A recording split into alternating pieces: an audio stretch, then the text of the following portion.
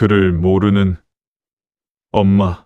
엄마가 돌아가신 뒤 저는 이 노트를 발견했습니다.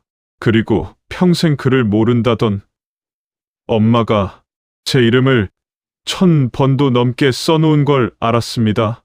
그제야 깨달았습니다.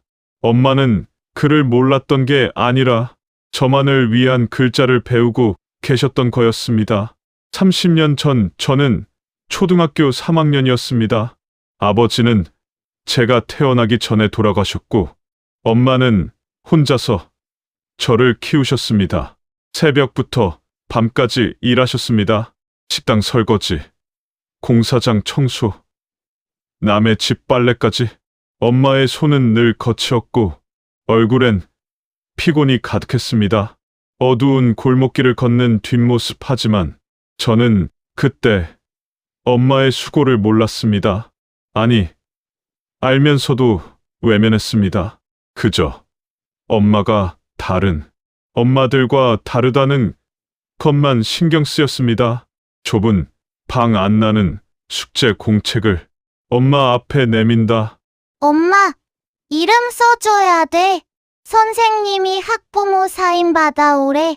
엄마는 한참을 공책을 들여다보셨습니다. 마치 그 안에 무슨 암호라도 숨어 있는 것처럼. 그리고 결국 펜을 내려놓으셨습니다. 민수야, 엄마가 눈이 침침해서 내가 대신 써줄래? 저는 그 순간 엄마를 원망했습니다. 왜 우리 엄마는 이름 석자도 못 쓸까? 왜 다른 엄마들처럼 못할까? 그런 생각들이 마음속에 가득했습니다. 엄마는 저를 데리고 은행에 가셨습니다. 제 학비를 찾으러 가는 길이었습니다. 은행원이 서류를 내밀었고 엄마는 또다시 멈추셨습니다. 어머님, 여기 서명란에 사인 부탁드립니다. 엄마의 손이 떨리고 있었습니다. 은행원은 이상하다는 듯 엄마를 쳐다봤고 뒤에서 기다리던 사람들이 웅성거리기 시작했습니다.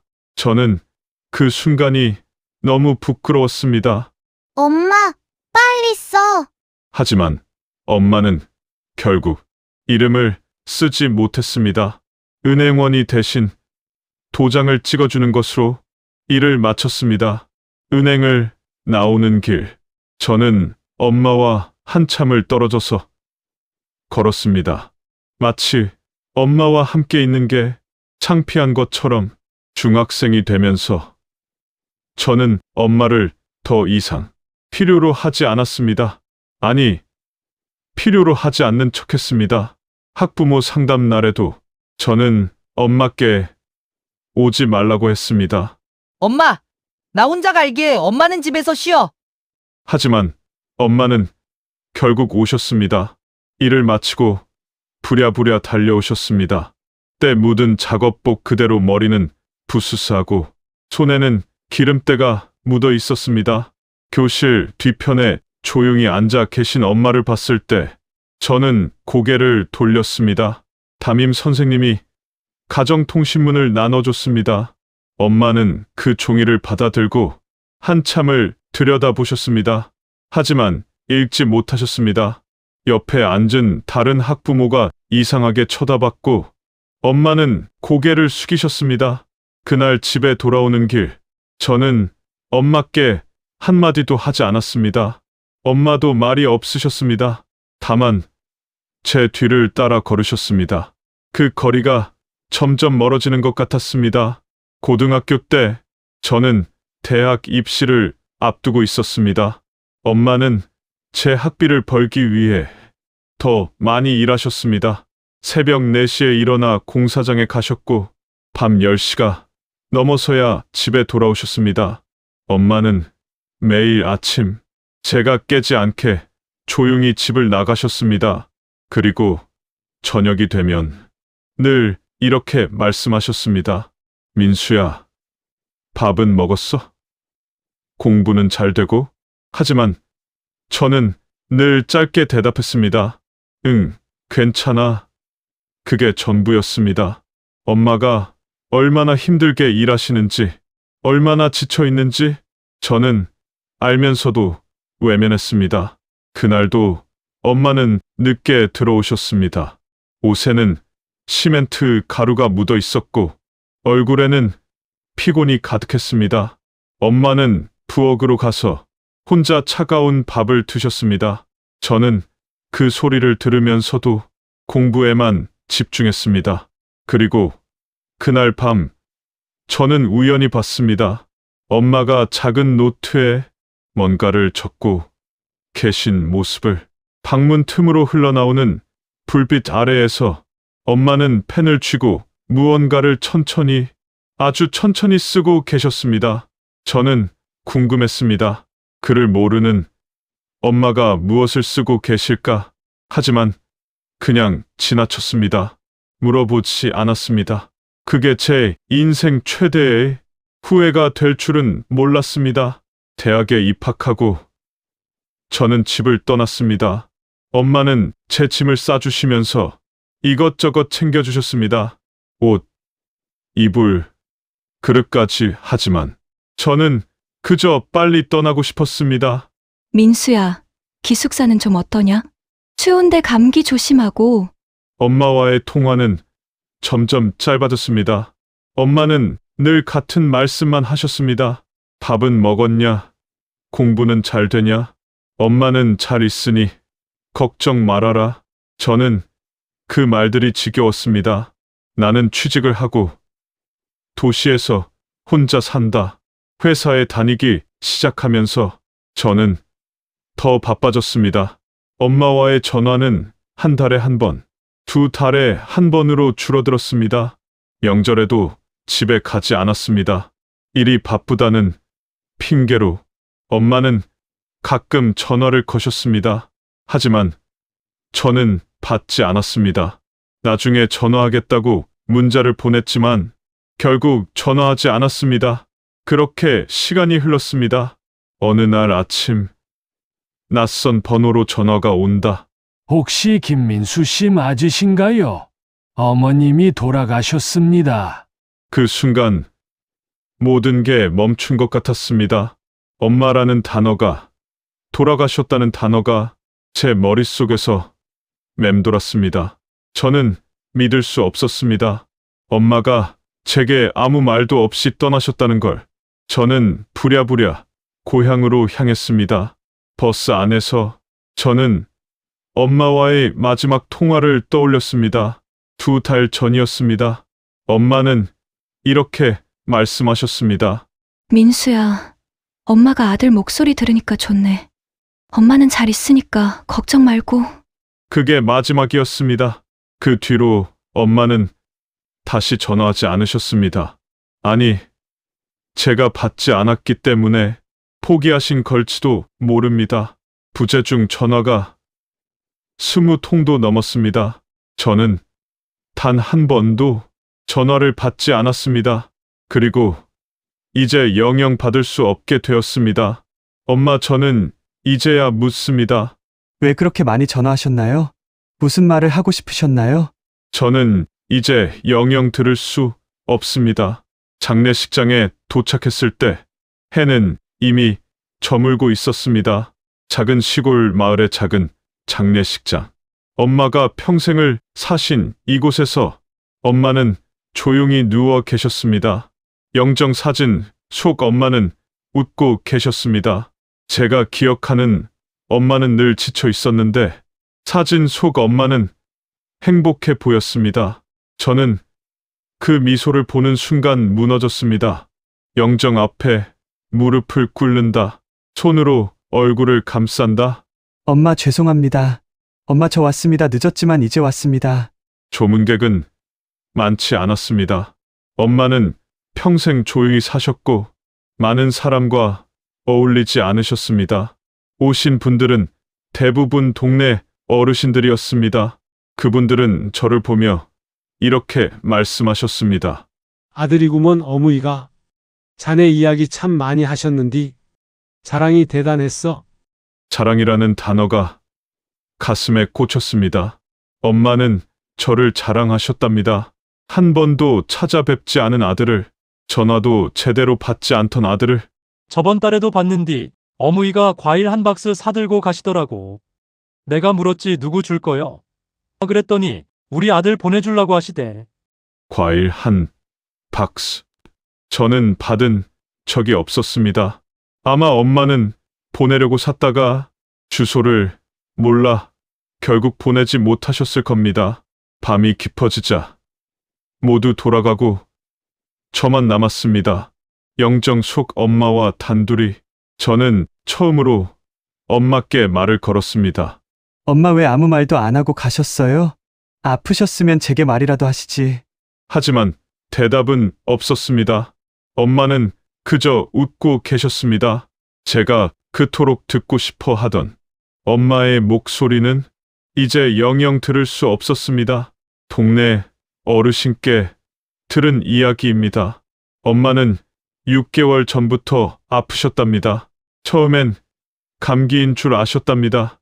하지만 기침이 멈추지 않았고 숨쉬기가 힘들어지셨답니다. 동네 병원에 가셨을 때 의사 선생님이 큰 병원에 가보라고 하셨답니다. 하지만 엄마는 가지 않으셨습니다. 괜찮다고 하시며 그냥 집에서 약만 드셨답니다. 어르신이 물으셨답니다. 아들한테 전화는 했어? 엄마는 고개를 저으셨답니다. 아들이 바쁜디 괜히 걱정 끼치고 싶지 않다고 하시더라고. 바쁘다는 핑계로 전화도 받지 않던 저를 엄마는 배려하셨습니다. 아프신 몸을 이끌고도 제게 전화 한 통 하지 않으셨습니다. 저는 아무것도 몰랐습니다. 한 달 전 엄마는 거의 움직이지 못하셨답니다. 동네 어르신들이 돌아가며 간호를 해주셨답니다. 밥을 챙겨주고 약을 챙겨주셨답니다. 그때도 엄마는 제 이야기를 하셨답니다. 민수가 요새 승진했다고 그래서 더 바쁘다고 하시더라고 자랑스럽다고. 저는 한 달 전에 승진했습니다. 그래서 더 바빴습니다. 회식도 많았고 야근도 많았습니다. 그래서 엄마의 전화를 받지 못했습니다. 아니, 받지 않았습니다. 엄마는 그 한 달 동안 20번도 넘게 전화하셨습니다. 하지만 저는 단 한 번도 받지 않았습니다.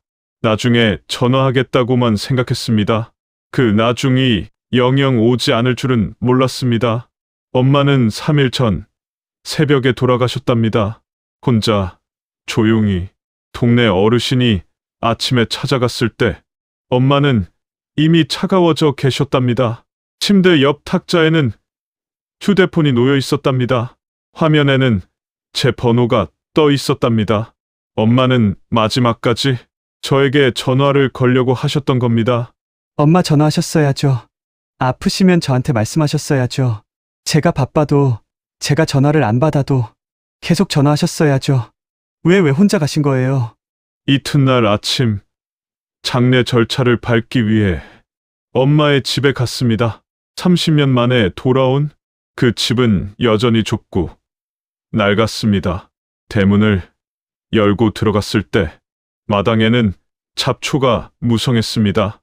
집은 너무 조용했습니다. 엄마가 계시지 않은 집은 그저 빈 공간일 뿐이었습니다. 엄마의 방은 정말 작았습니다. 이불 한 채, 옷장 하나, 탁자 하나, 그게 전부였습니다. 평생을 일하셨는데 엄마가 가진 건 이것뿐이었습니다. 벽에는 사진 한 장이 붙어 있었습니다. 제가 대학 졸업할 때 찍은 사진, 학사모를 쓰고 웃고 있는 제 모습. 엄마는 이 사진을 매일 보셨을 겁니다. 탁자 위에는 엄마의 안경과 약병들이 놓여 있었습니다. 그리고 낡은 가방 하나. 저는 무심코 그 가방을 열었습니다. 가방 안에는 낡은 노트 한 권이 들어 있었습니다. 표지는 누렇게 바랬고 모서리는 헤어져 있었습니다. 저는 천천히 노트를 펼쳤습니다. 그리고 그 안에서 저는 믿을 수 없는 광경을 목격했습니다. 제 이름이었습니다. 김민수. 삐뚤빼뚤한 글씨로 수십 번, 수백 번, 아니, 수천 번도 넘게 적혀 있었습니다. 한 페이지, 두 페이지, 세 페이지, 노트 전체가 제 이름으로 가득했습니다. 어떤 글씨는 선명하고, 어떤 글씨는 흐릿했습니다. 어떤 글씨는 눌린 자국이 깊고, 어떤 글씨는 떨려 있었습니다. 저는 그제야 깨달았습니다. 엄마가 밤마다 뭘 쓰고 계셨는지, 글을 모른다던 엄마가 혼자서 제 이름을 배우고 계셨다는 걸. 노트 마지막 페이지에는 짧은 메모 한 줄이 적혀 있었습니다. 다음 생에는 글 배워서 내 손으로 편지 쓸게.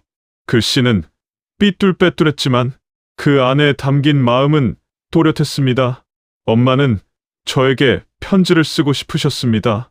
사랑한다고, 보고 싶다고, 자랑스럽다고, 그런 말들을 직접 써서 전하고 싶으셨습니다. 그래서 평생 글을 몰랐던 엄마가 밤마다 제 이름을 쓰는 연습을 하셨던 겁니다. 노트를 자세히 보니 중간중간 날짜가 적혀 있었습니다. 가장 오래된 날짜는 10년 전이었습니다. 2015년 3월 15일, 제가 대학을 졸업하고 취직한 해였습니다. 엄마는 그때부터 10년 동안 제 이름을 쓰는 연습을 하셨던 겁니다. 날짜는 점점 최근으로 다가왔습니다. 2020년, 2022년, 2024년, 그리고 마지막 날짜는 한 달 전이었습니다. 2025년 9월 28일, 엄마가 마지막으로 노트에 글을 쓴 날, 그날도 엄마는 제 이름을 쓰셨습니다. 하지만 글씨가 너무 떨려 있었습니다. 마치 손에 힘이 없는 것처럼. 엄마는 아프신 몸을 이끌고도 마지막까지 제 이름을 쓰셨습니다.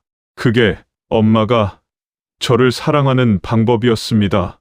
저는 한 페이지, 한 페이지 넘기며 엄마의 마음을 읽었습니다.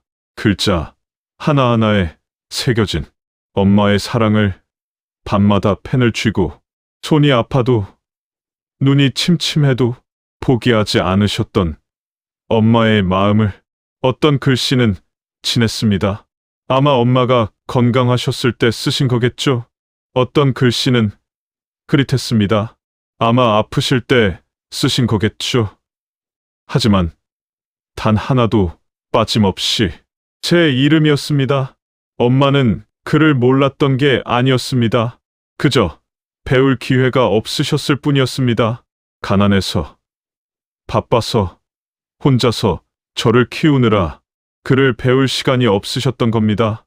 하지만 엄마는 포기하지 않으셨습니다. 저를 위해, 제게 편지를 쓰기 위해 홀로 글을 배우셨습니다. 그게 10년이 걸렸어도, 끝내 완성하지 못했어도 엄마는 계속하셨습니다. 엄마, 저는 이제야 압니다. 엄마가 평생 쓰고 싶었던 편지가 뭐였는지. 그건 사랑한다였습니다.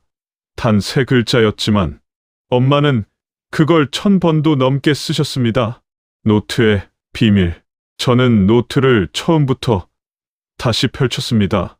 이번엔 천천히, 아주 천천히 글자 하나하나를 들여다보며 엄마의 손길을 따라가 보았습니다. 첫 페이지의 글씨는 정말 서툴렀습니다.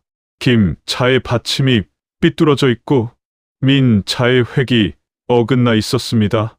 수, 자는 거의 알아볼 수 없을 정도였습니다. 하지만 자세히 보니 글자마다 눌린 자국이 깊었습니다. 엄마는 펜을 아주 세게 눌러 쓰셨던 겁니다. 마치 이 글자들이 절대 지워지지 않기를 바라는 것처럼. 페이지를 넘길수록 글씨가 조금씩 나아지고 있었습니다. 여전히 삐뚤빼뚤했지만 처음보다는 또렷했습니다. 획의 순서도 맞아가고 있었고 크기도 일정해지고 있었습니다. 100페이지쯤 되니 글씨가 제법 안정적이었습니다. 엄마는 혼자서 이만큼 발전하셨던 겁니다. 책도 없이, 선생님도 없이, 그저 제 이름 3글자만 붙들고 노트 옆에는 낡은 신문이 놓여 있었습니다. 신문 여백에도 제 이름이 적혀 있었습니다. 엄마는 노트만이 아니라 손에 잡히는 모든 종이에 제 이름을 쓰셨던 겁니다. 노트를 넘기다 보니 중간중간 작은 메모들이 끼워져 있었습니다. 달력 뒷면, 영수증 뒷면, 전단지, 여백. 엄마는 이런 것들에도 뭔가를 적으셨던 겁니다. 첫 번째 메모에는 이렇게 적혀 있었습니다. 민수야, 사랑해. 철자가 틀렸습니다. 사랑이 아니라 사량으로 적혀 있었습니다. 하지만 그 마음은 틀리지 않았습니다. 두 번째 메모에는 민수야, 밥 먹었니라고 적혀 있었습니다. 역시 철자가 엉망이었습니다. 먹었니가 먹었니로 적혀 있었습니다. 하지만 저는 그 글씨를 보는 순간 울컥했습니다. 엄마는 이 문장을 쓰고 싶으셨던 겁니다. 저에게 전화할 때마다 하시던 그 말, 밥 먹었니? 그 말을 편지로 쓰고 싶으셨던 겁니다. 그래서 혼자 연습하셨던 겁니다. 세 번째 메모는 가장 길었습니다. 한 문장이 아니라 여러 문장이 적혀 있었습니다. 저는 천천히 읽었습니다. 민수야, 엄마가 글을 못 배워서 미안하다. 내가 어렸을 때 숙제도 못 도와줘서 미안하다. 학교 가정통신문도 못 읽어줘서 미안하다. 엄마가 무식해서 너한테 부끄러운 엄마였을 거다. 그래도 엄마는 너를 정말 사랑한다. 세상에서 제일 사랑한다. 글씨는 엉망이었습니다. 맞춤법도 틀렸고 띄어쓰기도 없었습니다. 하지만 그 안에 담긴 엄마의 마음은 이 세상 어떤 시보다, 어떤 소설보다 아름다웠습니다. 엄마, 미안한 건 접니다. 부끄러운 건 제가 느껴야 하는 겁니다.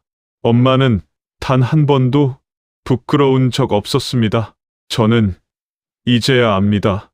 노트 뒷부분으로 갈수록 글씨가 점점 흐려지고 있었습니다. 손에 힘이 빠진 것 같았습니다.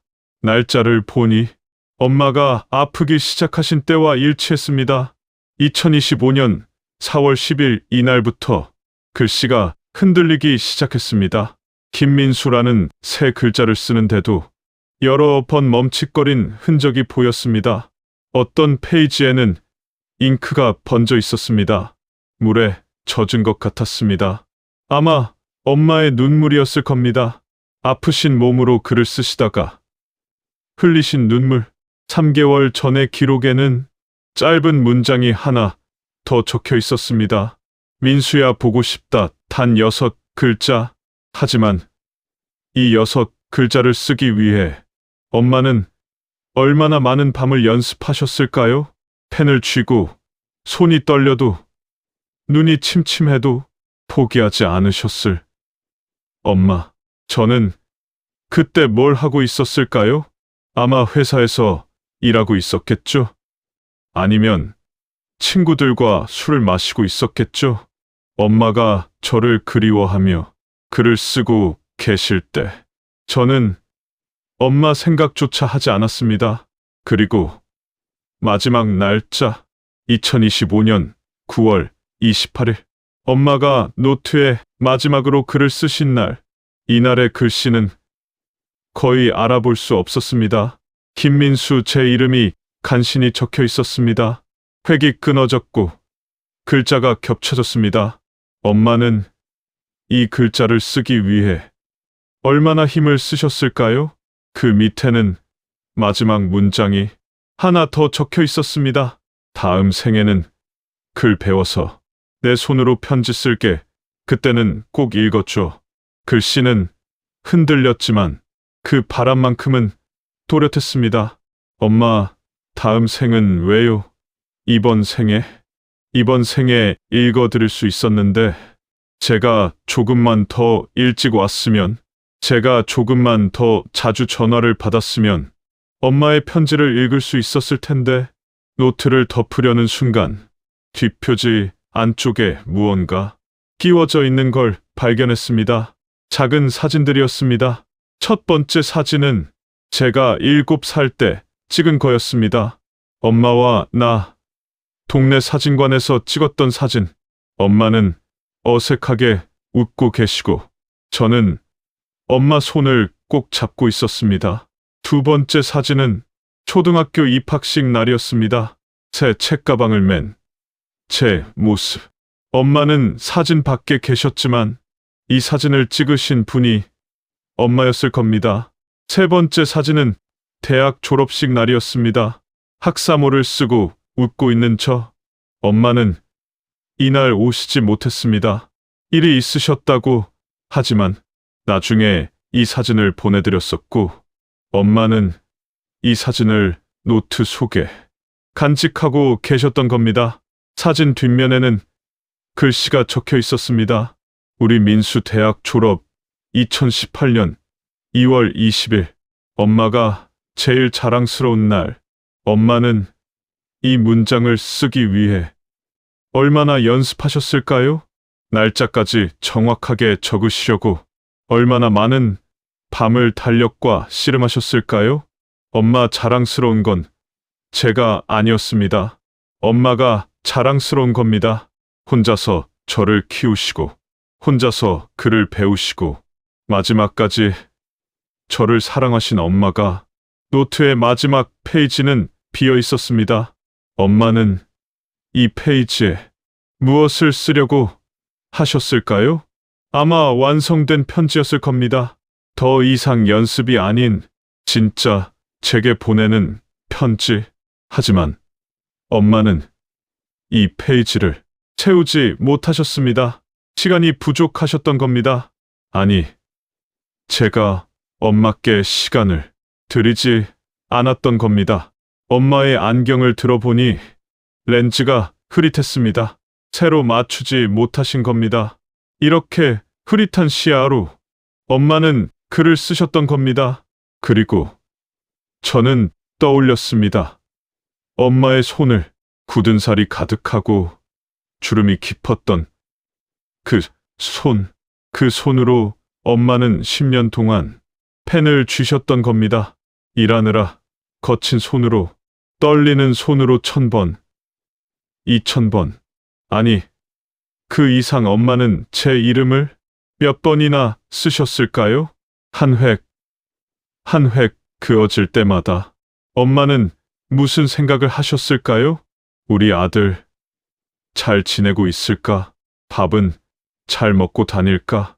너무 무리하지는 않을까? 저는 그제야 깨달았습니다. 엄마가 평생 저에게 해주신 말들이 사실은 편지였다는 걸. 밥 먹었니? 공부 잘 되니? 엄마는 괜찮으니? 걱정 마. 그 짧은 말들 하나하나가 엄마가 저에게 쓴 편지였던 겁니다. 그리고 마지막 통화 2달 전, 엄마는 이렇게 말씀하셨습니다. 민수야, 엄마가 아들 목소리 들으니까 좋네. 저는 그때 나 바쁘니까 나중에 전화할게라고 했습니다. 그게 마지막이 될 줄 모르고 엄마는 그 짧은 통화 속에서도 저를 사랑한다고 말씀하고 계셨던 겁니다. 목소리 들으니 좋다는 말 속에 보고 싶다, 사랑한다는 말이 담겨 있었던 겁니다. 하지만 저는 듣지 못했습니다. 엄마, 이제야 압니다. 엄마가 글을 못 쓰신 게 아니라는 걸. 엄마는 세상에서 가장 아름다운 글을 쓰고 계셨습니다. 바로 이 노트에 제 이름으로 사랑이라는 문장을 1000번의 이름, 1000번의 사랑. 엄마는 글을 몰랐지만 사랑을 쓰는 법은 완벽하게 아셨습니다.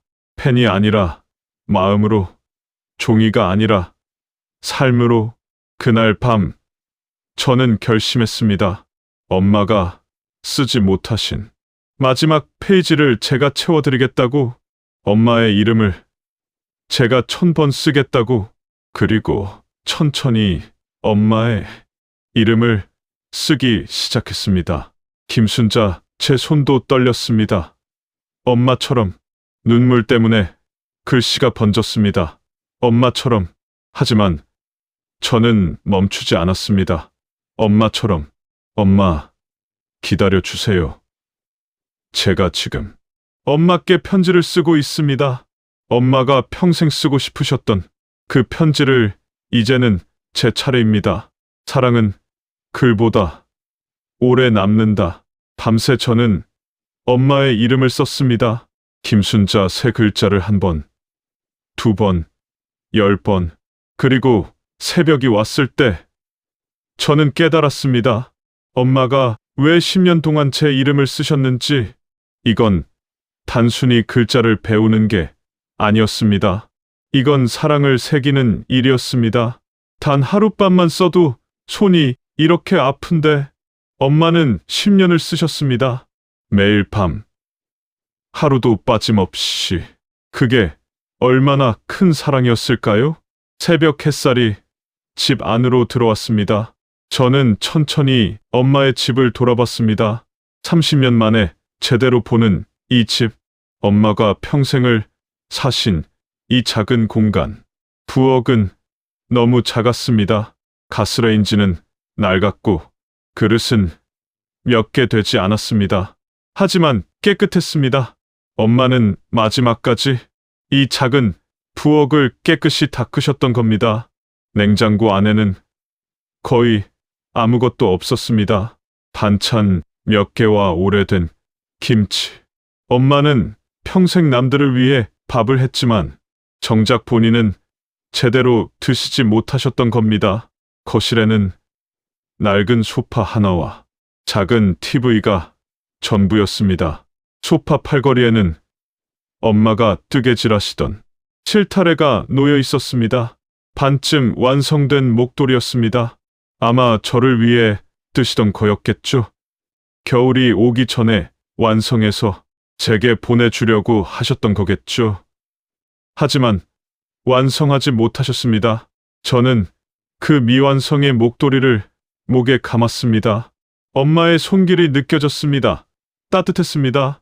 엄마는 여기 없지만 엄마의 온기는 여전히 남아 있었습니다. 벽에는 달력이 걸려 있었습니다. 2025년 10월 몇몇 날짜에 동그라미가 쳐져 있었습니다. 10월 19일, 10월 26일 모두 토요일이었습니다. 그 옆에는 작은 글씨로 이렇게 적혀 있었습니다. 민수 전화할까? 엄마는 매주 토요일마다 저에게 전화하려고 표시해 두셨던 겁니다. 주중에는 제가 바쁠까봐 주말에만 전화하시려고. 하지만 저는 그 전화를 한 번도 받지 않았습니다. 탁자 서랍에는 봉투 몇 개가 들어 있었습니다. 하지만 비어 있었습니다. 편지지는 없고 봉투만 남아 있었습니다. 봉투 앞면에는 민수에게라고 적혀 있었습니다. 엄마는 이 봉투에 편지를 넣으려고 하셨던 겁니다. 노트에서 연습한 그 문장들을 정갈하게 써서 이 봉투에 넣어 제게 보내시려고. 하지만 안은 비어 있었습니다. 엄마는 끝내 편지를 완성하지 못하셨습니다. 시간이 부족하셨던 겁니다. 아니, 제가 엄마께 시간을 드리지 않았습니다. 옷장에는 옷이 몇 벌 없었습니다. 낡은 작업복 몇 벌과 외출복 한두 벌. 엄마는 평생 본인을 위해 쓰지 않으셨습니다.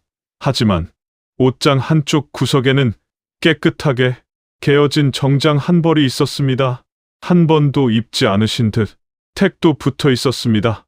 정장 주머니에는 작은 메모가 들어 있었습니다. 민수 결혼식 때 입을 옷. 엄마는 제 결혼식을 기다리고 계셨던 겁니다. 그날 입으실 옷을 미리 준비해 두셨던 겁니다.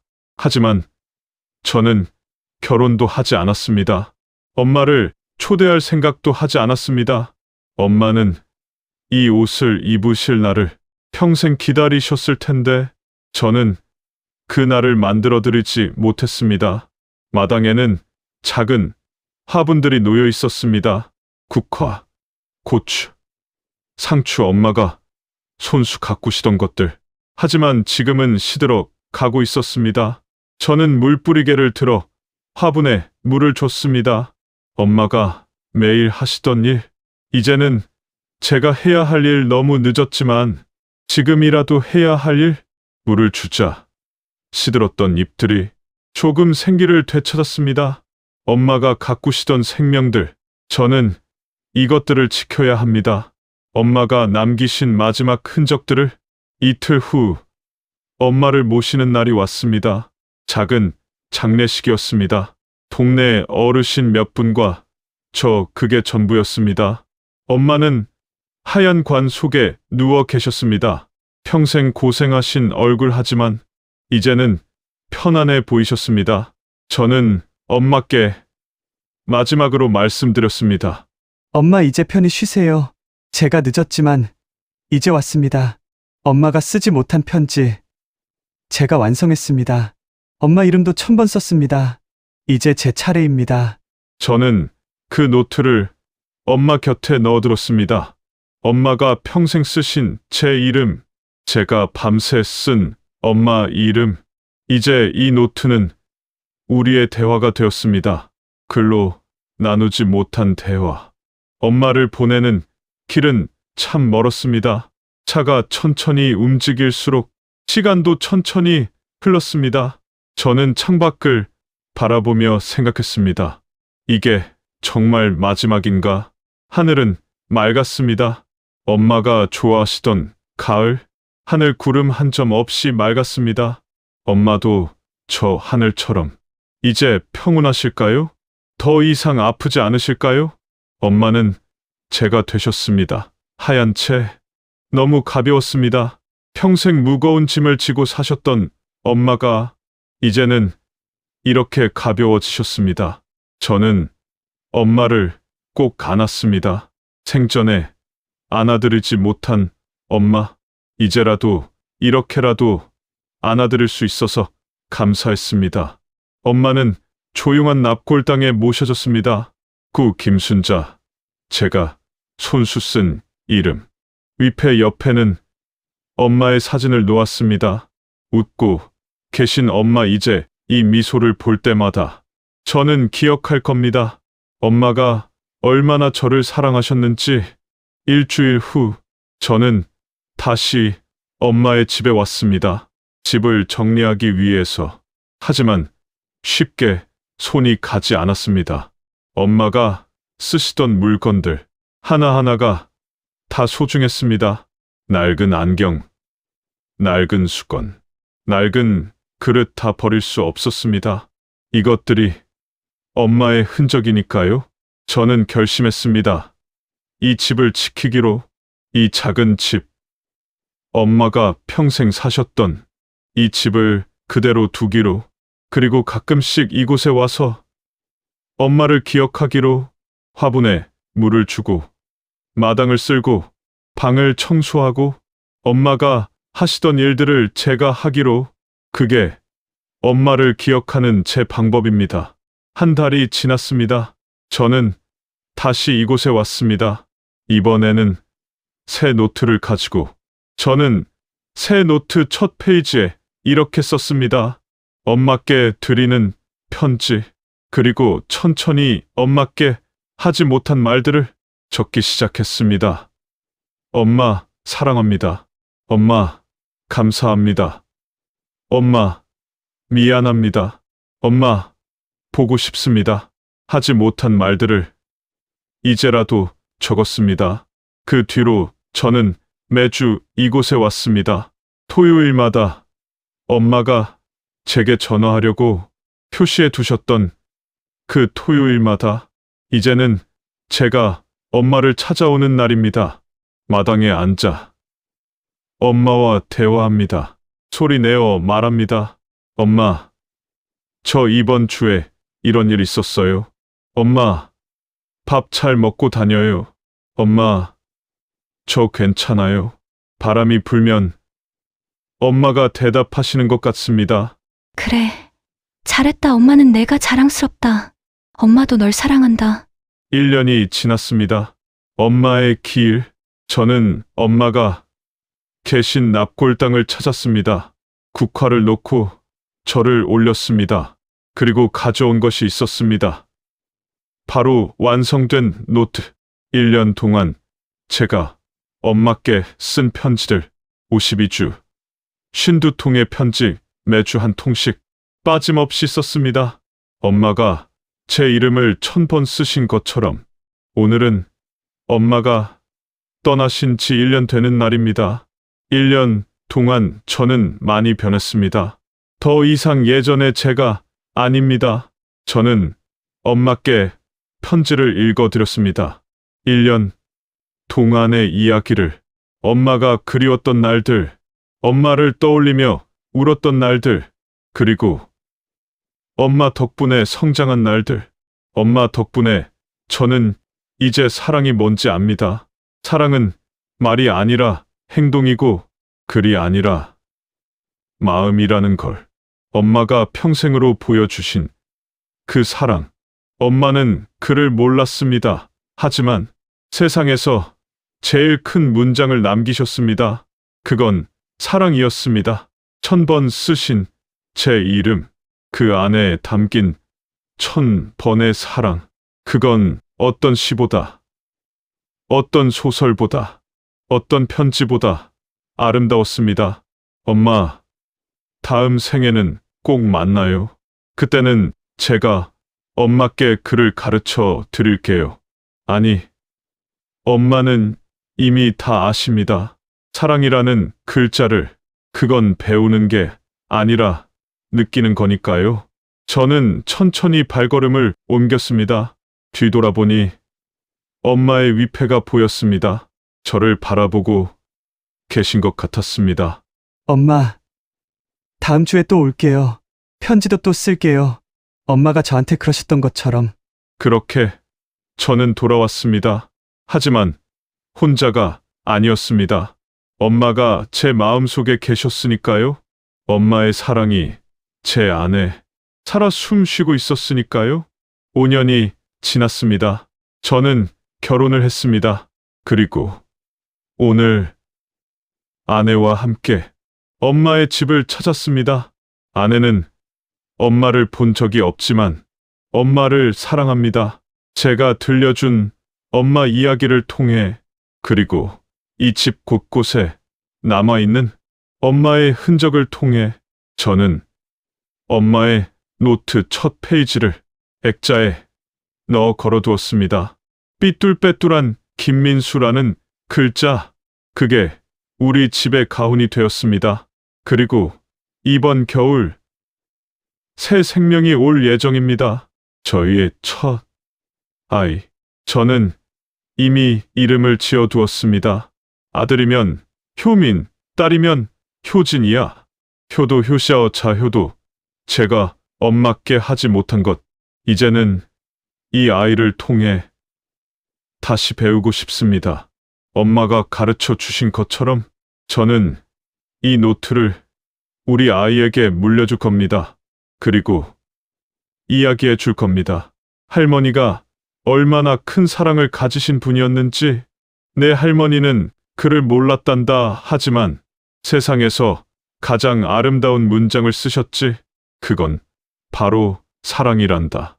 글자로 쓰는 게 아니라 마음으로 새기는 사랑. 그리고 이 이야기를 들은 우리 아이가 언젠가 깨닫기를 바랍니다.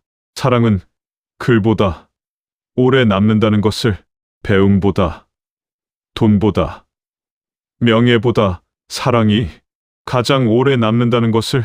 엄마, 고맙습니다. 글을 쓸 줄 모르신다고 미안해하지 마세요. 엄마는 제게 그보다 더 큰 것을 가르쳐 주셨습니다. 바로 사랑하는 법. 글은 잊혀질 수 있습니다. 하지만 사랑은 영원합니다. 엄마가 남기신 사랑은 제 안에서, 제 아이 안에서 그 다음 세대 안에서 영원히 살아 숨 쉴 겁니다. 엄마, 이제는 제가 기억하겠습니다. 엄마의 손길을, 엄마의 목소리를, 엄마의 사랑을, 그리고 제 아이에게, 그 아이의 아이에게 계속 전하겠습니다. 엄마가 남기신 가장 아름다운 유산을. 오늘도 저는 이곳에 왔습니다. 엄마께 말씀드리러. 오늘은 특별한 날이거든요. 오늘 저는 드디어 완성했습니다. 엄마가 쓰고 싶어 하셨던 그 편지를 이제 완성했습니다. 엄마가 저에게 쓰고 싶으셨던 말들을 제가 대신 완성했습니다. 엄마의 마음을 담아서. 사랑하는 내 아들 민수에게 엄마가 너에게 이 편지를 쓴다. 엄마는 글을 잘 모르지만 마음만은 또렷하게 전하고 싶구나. 내가 태어났을 때 엄마는 세상을 다 가진 것 같았단다. 작고 따뜻한 내 손을 잡았을 때 엄마는 다짐했어. 이 아이를 위해서라면 뭐든 하겠다고. 그래서 엄마는 열심히 일했어. 새벽부터 밤까지 손이 부르트고 허리가 아파도 내가 배고프지 않게, 내가 공부할 수 있게. 그게 엄마의 행복이었단다. 엄마는 알고 있었어. 내가 엄마를 부끄러워한다는 걸. 엄마가 그를 몰라서, 다른 엄마들처럼 못해서. 내가 엄마 이름을 쓸 때마다 한숨 쉬는 거. 엄마는 다 봤단다 하지만 괜찮았어. 내가 부끄러워하는 게 당연하다고 생각했거든. 엄마도 엄마 자신이 부끄러웠으니까 왜 난 글을 못 배웠을까? 왜 난 우리 아들한테 이것밖에 못 해줄까? 그런 생각 많이 했단다. 그래서 엄마는 결심했어. 글을 배우기로. 너를 위해서 내게 편지 한 통이라도 쓸 수 있게. 사랑한다는 말을 글로 남길 수 있게. 10년이 걸렸어. 10년 동안 밤마다 연습했단다. 내 이름을 쓰는 걸. 처음엔 너무 어려웠어. 획 하나하나가 낯설었거든. 하지만 쓰면 쓸수록 행복했단다. 내 이름을 쓸 때마다 엄마는 너를 안는 것 같았어. 내가 멀리 있어도, 전화를 안 받아도 내 이름을 쓰는 동안만큼은 엄마는 내 곁에 있는 것 같았단다. 미안하구나. 민수야, 엄마가 무식해서. 엄마가 너한테 해준 게 없어서. 엄마가 너한테 부끄러운 엄마여서. 정말 미안하구나. 하지만 한 가지는 알아줬으면 좋겠어. 엄마는 너를 정말 사랑했다는 것. 세상 그 누구보다, 세상 그 무엇보다 내가 엄마의 전부였단다. 내가 숨 쉬는 것만으로도 엄마는 행복했어. 내가 밥 먹는 소리, 내가 자는 모습, 내가 웃는 얼굴, 그 모든 게 엄마한텐 기적이었단다. 내가 자라는 걸 보면서 엄마는 매일 감사했어. 이 아이를 낳아서 참 잘했다. 이 아이의 엄마여서 참 행복하다. 그렇게 생각했단다. 이제 엄마는 가야 할 것 같구나. 많이 아프고 많이 지쳤어. 하지만 후회는 없단다. 내 엄마로 살 수 있어서 정말 행복했으니까. 다음 생에 다시 만나면 그때는 엄마가 글도 배우고 공부도 많이 해서 내가 부끄러워하지 않을 엄마가 될게. 약속한다 하지만 그때도 변하지 않을 게 하나 있어. 그건 너를 사랑하는 엄마의 마음. 그건 절대 변하지 않을 거야. 사랑한다. 내 아들. 엄마의 자랑. 엄마의 전부. 영원히 사랑한다. 이게 엄마가 저에게 하고 싶으셨던 말일 겁니다. 평생 하지 못한 말. 이제 제가 대신 완성했습니다. 엄마, 이 편지 받아주세요. 늦었지만 이제라도 완성했습니다. 엄마의 마음을 담아서. 이제 저는 압니다. 사랑은 글로 쓰는 게 아니라는 걸. 행동으로 보여주는 거라는 걸. 엄마는 평생 그걸 보여주셨습니다. 그리고 저도 이제 그렇게 살겠습니다. 말이 아니라 행동으로, 글이 아니라 마음으로. 엄마가 가르쳐 주신 대로. 엄마, 다음 주에 또 올게요. 그리고 그 다음 주에도 엄마가 저에게 그러셨던 것처럼 저기 나비가 날아가네요. 엄마인가요? 엄마가 저에게 인사하는 건가요? 엄마 편히 쉬세요. 이제 저는 괜찮습니다. 엄마가 남겨주신 사랑으로 잘 살아갈 수 있을 것 같습니다. 사랑은 글보다 오래 남습니다. 배움보다, 돈보다, 명예보다 사랑이 가장 오래 남습니다. 엄마가 쓴 이 글자들은 사라지지 않을 겁니다. 종이가 낡아도, 잉크가 바래도 이 안에 담긴 사랑은 영원히 남을 겁니다. 엄마 사랑합니다. 영원히. 이 이야기는 그를 몰랐지만 세상에서 가장 아름다운 사랑을 쓴 모든 엄마들에게 바칩니다. 당신의 사랑을 기억합니다. 당신의 희생을 기억합니다. 영원히. 엄마 고맙습니다.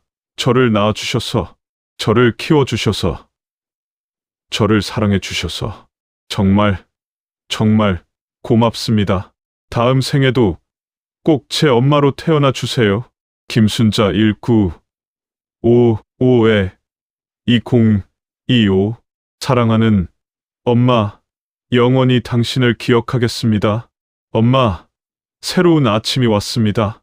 엄마가 없는 아침이지만 엄마가 남기신 사랑은 여전히 빛나고 있습니다. 저는 그 빛을 따라 오늘도 살아가겠습니다. 엄마가 키우시던 화분에 새싹이 돋았습니다. 생명은 계속됩니다. 사랑도 계속됩니다. 엄마 안녕히 계세요. 그리고 감사합니다.